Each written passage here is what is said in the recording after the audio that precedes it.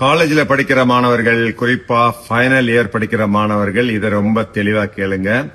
இன்டர்ன்ஷிப்புக்கு உங்களை கூப்பிடுறோம்னு உங்களுக்கு மெயில் வரும். சரி, நம்ம இன்டர்ன்ஷிப் போயிருவோம். மாசம் மாசம் உங்களுக்கு ஸ்டைஃபண்ட் வேற கொடுக்கறோம்.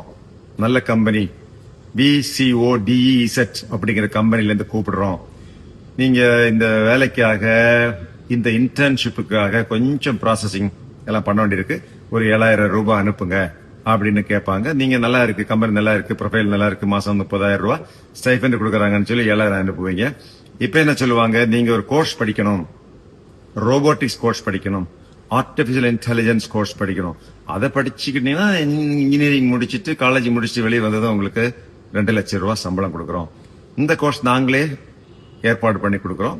இனிஷியல் ஃபர்ஸ்ட் இயர் ஃபீஸ் கட்டுறது நாங்களே கட்டிக்கிறோம். நீங்க வெறும் 1 லட்சம் ரூபாய் கட்டிக்கிங்க இப்படின்னு சொல்லி உங்கள்கிட்ட 1 லட்சம் ரூபாய் கட்ட வச்சு சிம்பிளாவனங்களை ஏமாத்திட்டு போறாங்க.